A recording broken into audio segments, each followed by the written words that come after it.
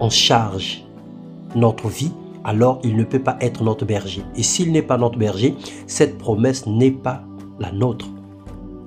Et deuxièmement, selon Genèse 3, le verset 23, tu es ignorant de ta position en Christ et tu ne maîtrises pas ton identité spirituelle ou tu l'as perdue à cause de ta conduite ou à cause du manque de foi.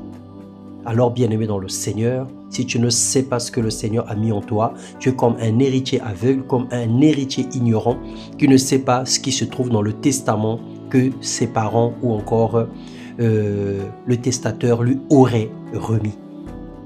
Et troisièmement, parce qu'il te conduit dans des torrents de Kérit pour un temps afin de t'enseigner. 1 Roi 17, le verset 1. Alors, il peut arriver que tu es un enfant de Dieu, il peut arriver que tu connais ton identité spirituelle, mais le Seigneur te fait passer par un temps où il t'éprouve, un temps où il te cache, un temps où il te prépare. Et c'est ce qu'il avait fait dans la vie de Élie. Pendant que Élie était caché dans le torrent, il a manqué de tout et de rien jusqu'à ce que le corbeau lui emmène un morceau de pain. Alors, bien-aimé dans le Seigneur, examine les 3 points et regarde dans quelle situation tu te trouves en ce moment.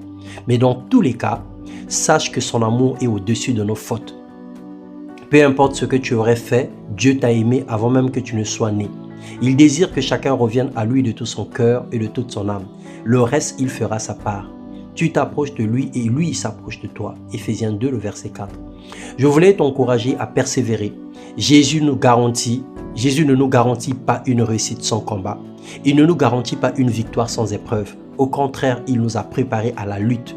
Quelle que soit la vie de prière que nous avons, quel que soit notre niveau spirituel, nous serons toujours persécutés et attaqués. Rien que même pour la piété que nous avons. Rappelez-vous ce qui est écrit dans la parole de Dieu, que tous ceux qui veulent vivre pieusement seront toujours persécutés. Mais il nous rassure par contre d'une victoire certaine en son nom. Devant toute situation, et nous donne chaque jour le pain quotidien, de l'eau, gloire à Dieu. Et c'est ce qu'il a fait dans la vie des enfants d'Israël pendant leur pèlerinage dans le désert. Matthieu 6, le verset 31 au verset 34. La Bible déclare que si Dieu revêt les lits des champs, s'il nourrit les oiseaux du ciel, à combien plus forte raison, nous qui sommes ses enfants. Nous voulons prier ce matin, Seigneur, révèle à tes enfants, révèle à tous ceux qui lisent ce message, montre et témoigne en sa faveur ton amour, manifeste ta lumière dans son quotidien et bénis ses entreprises dans le nom de Jésus-Christ. Touche son cœur et mets la paix en lui. Nous voulons voir ta main durant cette saison, nous voulons te bénir et nous voulons que ta gloire se manifeste dans nos vies. Dans le nom de Jésus-Christ, Amen.